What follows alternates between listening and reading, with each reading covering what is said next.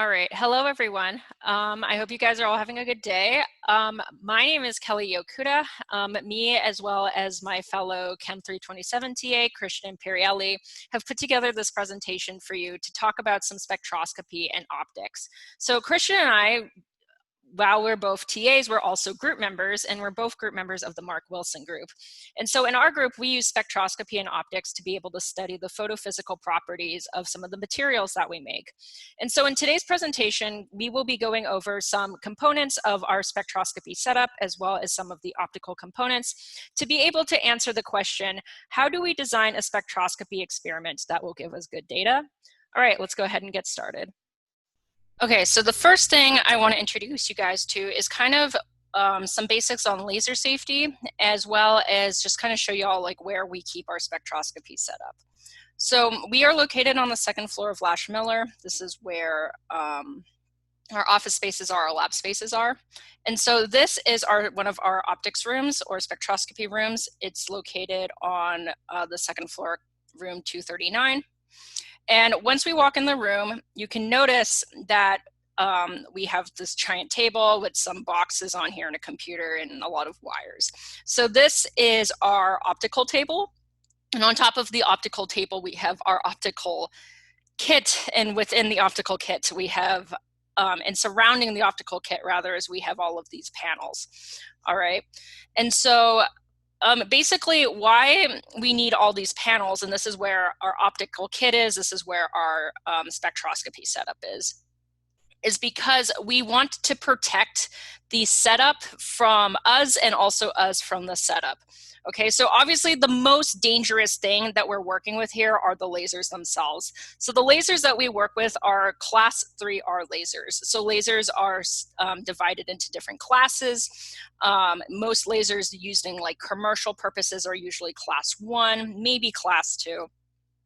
And so the ones we use are class 3. And so really the only thing you need to take away from class 3R lasers is that they are too dangerous for you to use in your experiments, so don't get too excited. Class 3R lasers, why are they dangerous? Well, they are potentially hazardous if you look into them. All right, so that's what this means, possible hazardous if eye is stable and focused, low probability of injury. So if you're staring directly into the laser for a good second, then you're definitely probably going to get injured, but just don't look into the laser. All right, which is kind of easier said than done, considering that the laser can either be visible or invisible to us. All right, so don't believe that the laser that's the brightest is the most dangerous, because usually the most dangerous lasers are the ones we can't even see because we can't even see them, right? And so that's why we have all of these panels, is because we have the lasers emitting, so they're in an open beam, right? So they're emitting everywhere. And if, even if the lasers aren't too dangerous in themselves and we're making sure that we're not looking directly into them, the laser could, it could jet off. And then if there's something reflective, like another mirror or just something shiny, it can reflect off of that. And then that might be able to somehow make it to our eye. All right, so that's why we want to contain all of our lasers using these panels.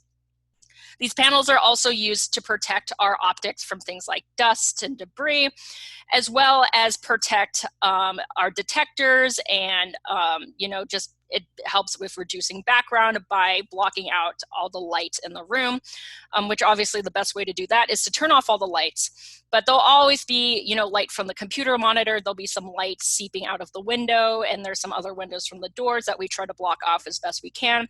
But using those panels is also a good way to block out some excess light. As I mentioned before, these are class 3R lasers, and so we have, because they're class 3R lasers, we need to have some safety signage to tell people that there are class 3R lasers here. So that's what these signs here are on the door. These signs are also for safety reasons, but they're for our wet lab, which is next door. And so we also have, as a safety measure, these lights right here, which tell us whether or not the laser is on or the laser is off. The caveat with these things is that we have to manually walk over and switch them on and off, which, mistakes happen, people forget. And so since class 3R lasers are not the most dangerous thing in the world, it is not, there's no switch, we call it like an engineering control, that will automatically switch these things on and off if the laser is being turned on or off. But for more powerful lasers that are definitely way more dangerous, like class 3R lasers or class 4 lasers, and we're talking like pulse lasers, you know, pew, pew, pew, stuff like that, these signs are usually connected directly into the laser, such that every time you turn on the laser, this light will come on, and every time you turn it off, the no hazard light will come on. So yeah, so that's the basics of some of the laser safety protocols that we have, as well as just a tour of our spectroscopy room. So we'll discuss a little bit now about the different kinds of light sources you guys can use for spectroscopy experiments.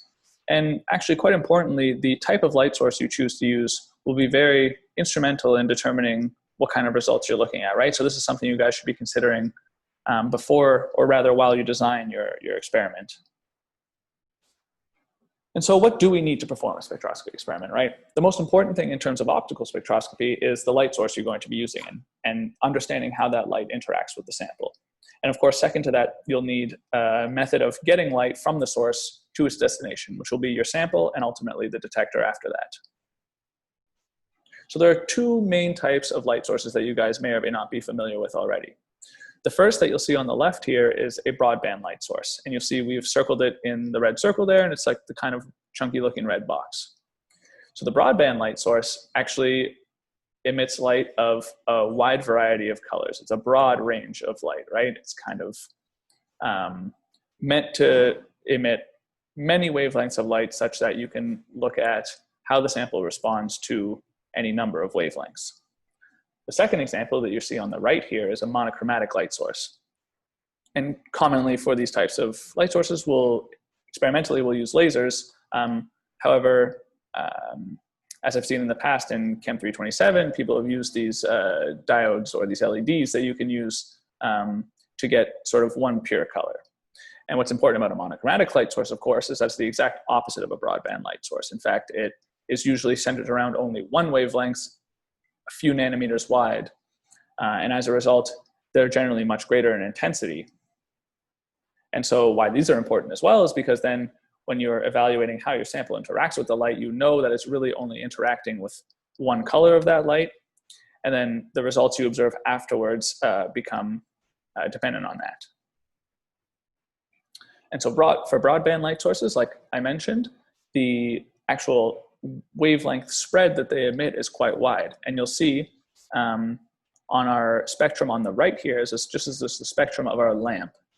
And so as we go from left to right on the bottom of the spectrum, looking at wavelength, we can see that there's not much content of this lamp out from about 350 to about 500. However, after 500, we see it starts to grow. And then of course, most of the emission of this lamp is centered around 650 to about 950. And so having access to these broad ranges of light actually allows us to hit the sample with all of them at once. And in general, this will be important for absorption spectroscopy, where we can then see how much of each color of light the sample actually absorbs. For monochromatic light sources, of course, we can look at how much of the light that the sample absorbs of this one wavelength. However, these tend to be much more useful for emission spectroscopy, where we're interested in using only one color of light to excite the sample, and then we look at what happens to the sample after exciting it. And you'll see that on our emission spectrum on the right here, ignoring the broad part that we've asked you to ignore for now, the left really sharp spike, you'll see that the color purity of this laser, in fact, is actually quite nice. We see it centered around 532. It's of course much narrower and much more intense than any of the spectral content we saw before from the lamp. And so as I mentioned, of course, our choice of light source is imperative to the type of experiment we're going to want to run. However, transporting this light is also very important, such that we can have the maximum interaction between the light and our sample. And so there's a number of different methods of transporting light from our source to our sample and ultimately to our detector to actually get our results. So in the specific example we're showing you here on the left, we actually have a fiber optic that you'll see coming out of the front of the source in orange, which is used to transport most of that broadband light to the sample holder that we've circled there and indicated with the arrow. And then Afterwards, we have the shielded fiber that you can see coming out of the back of that sample holder, which is actually silver, and that leads us to our detector. And so why fiber optics are important is because they generally use reflective interiors that allow you to gather the maximum amount of light that enters and transport it in a single direction all the way to our detector. However, when we're using lasers, this is not necessarily as feasible because getting the laser into the fiber is not necessarily the easiest thing. So what we can do, and since this is much easier and cheaper than buying many fibers, is we can reflect our laser off of a series of mirrors and use lenses and irises to make sure our light is entering the sample holder when and where we want it to. Of course, I mentioned fiber optic cables can be expensive, and as a result, they are also very fragile. And so this is very nice to be able to use, and in practice, actually quite convenient. However,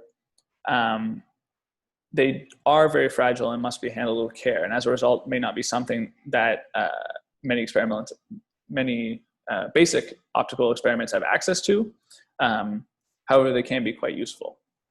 And so what you'll have seen there is an example of us changing an optical fiber from one spectrometer to another. And this is important because, of course, generally, as I mentioned, these are relatively expensive. And so a number of fibers will need to be common across a number of instruments. So as a result, because of their usage, we must handle them very carefully. And so more interesting than necessarily just putting light directly into a fiber is the idea of using mirrors, irises, and lenses to direct the light manually.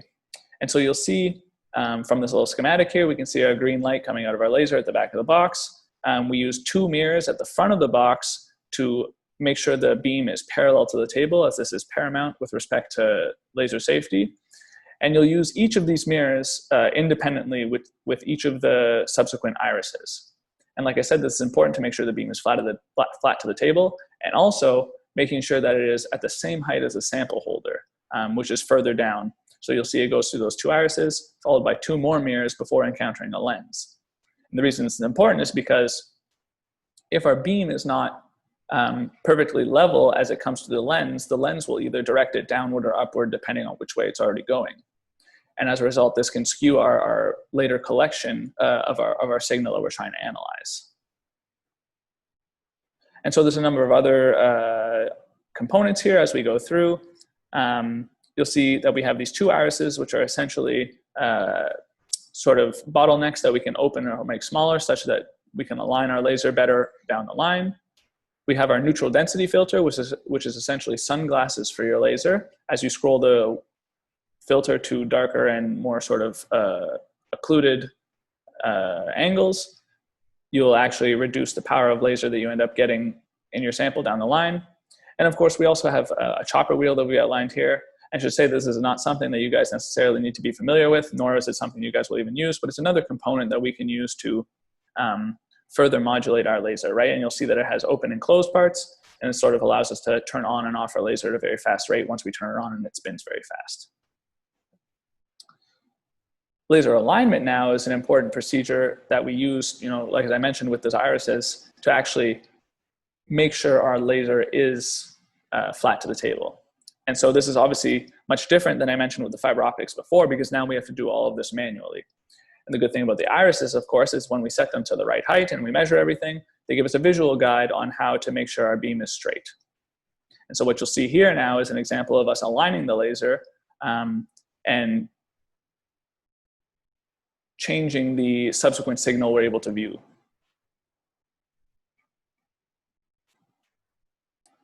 So as we mentioned, we have the neutral density filter that changes the intensity of the laser that is passing through it.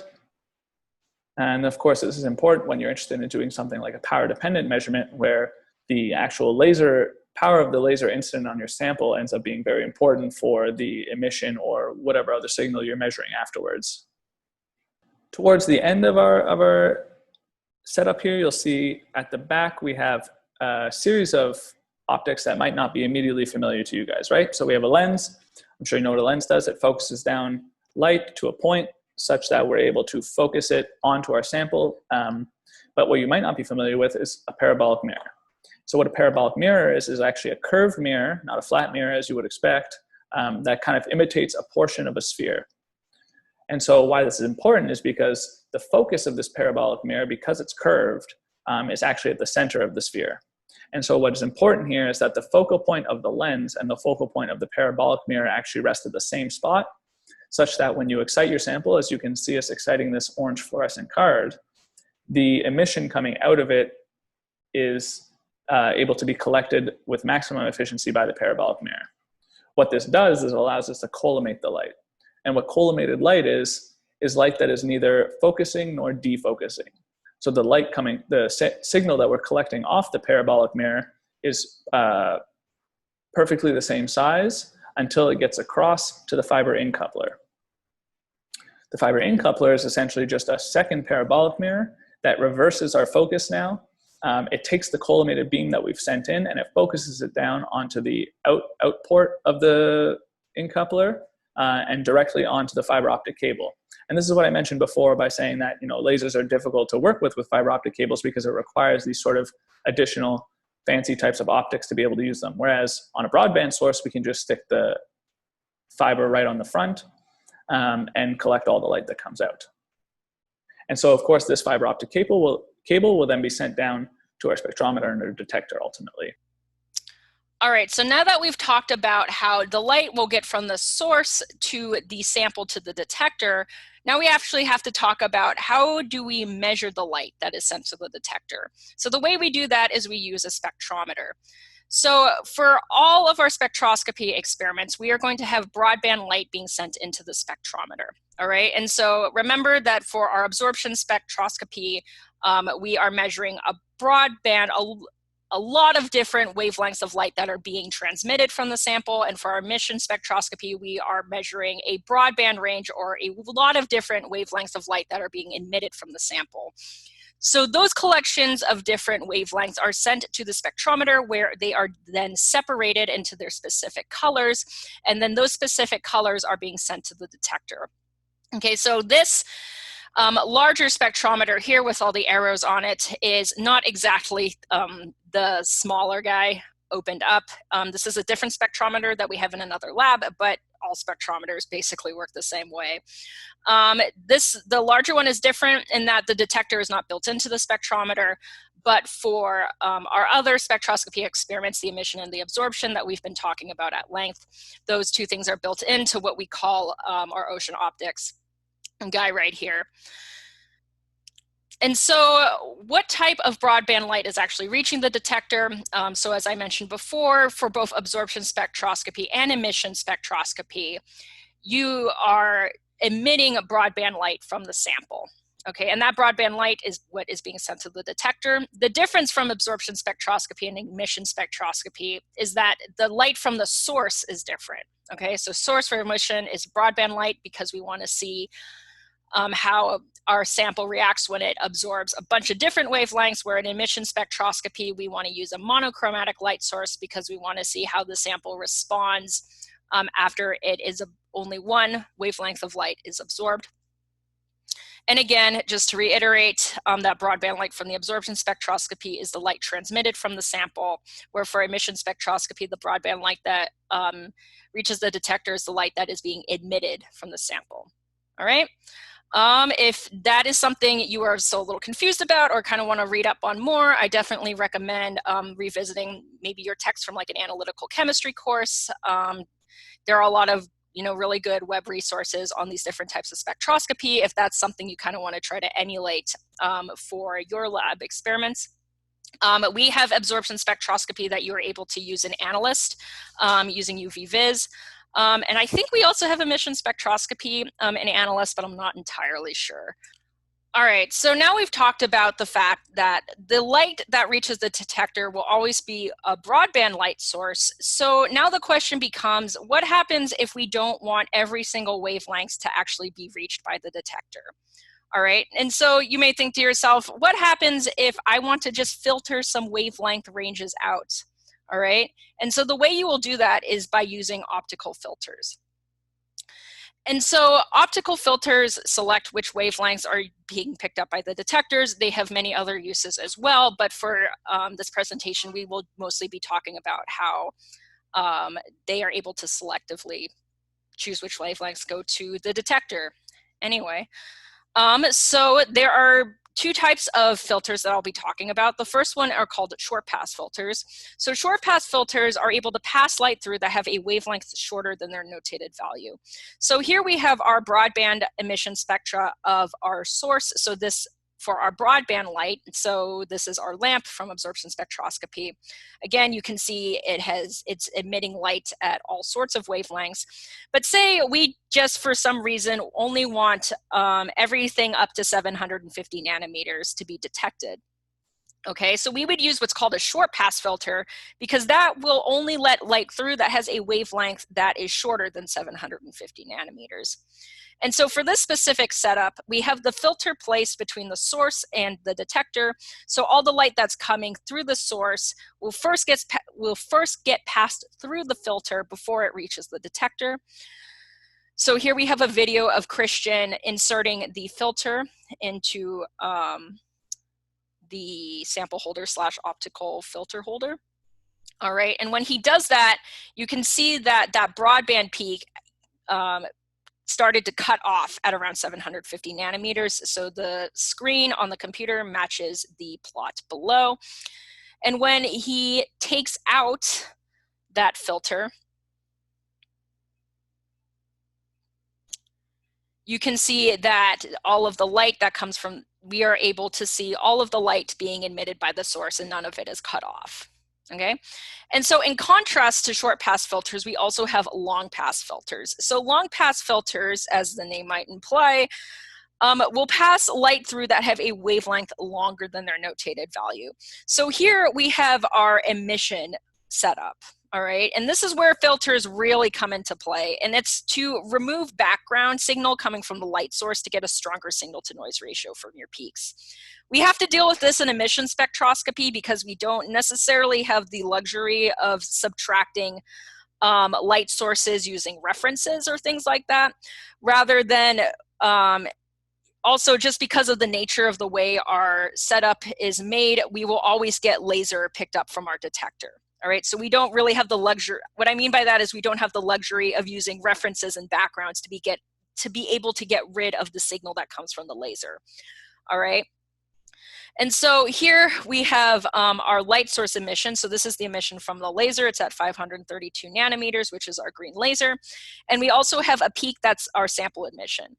All right, and so when we put on the 550 nanometer long pass filter, what you can see is that this peak got a lot smaller, so it became much more attenuated. It's not completely gone, but that's beside the point. The point being that when we added this filter, the peak that came from the laser was much smaller, but the peak that came from the sample barely even changed. All right, so that's kind of the goal when using filters, is we want to be able to get rid of anything that's in the background, but we want to able to maintain the signal that comes from the sample. All right, so depending on how you want to do this, we can put filters either before the laser reaches the sample or after the laser reaches the sample. For this specific experiment, we have our 550 nanometer long pass after the laser reaches the sample, so we put it in here. The reason why we did that is because if we put the 550 nanometer long pass before the laser hit the sample, that means we're not going to get a lot of laser hitting the sample. All right, we're going to have, and as consequence, we're going to get a very weak sample emission signal. Okay, but for different purposes, it might be helpful to filter out your light before it hits the sample. Especially if your beam is very strong, that could be a way that you are able to resolve your peaks a little bit. But yeah, that's basically the main use of filters, is to be able to get rid of background signal when you can't do so using either background subtractions or reference spectra. All right, so in conclusion, now that we've gone through this presentation, let's see if we can answer our question: how do we design a spectroscopy experiment to get good data? Well, the first thing we need with good clean data is that we need a strong signal that is coming out of our sample. How do we get that? We need to ensure that the sample will absorb light that is being emitted from the source, whether that source be broadband light or monochromatic light, and that the broadband light measured from the sample, so it's coming out of the sample, is able to be picked up by the detector. Okay. And how do we ensure that happens? Well, first, we need to make sure that the light that is being, we need to make sure that the sample can absorb the light, but after that, we need to use optical tools such as lenses, irises, and mirrors, or fiber optic cables to make sure that the light source follows a path from the source to the sample to the detector in a way that can give us the best signal possible. We also like to use optical tools such as short pass filters and long pass filters to attenuate any light being detected that might interfere with our signal. So that could be either background light from the environment or background light from our source, like the laser.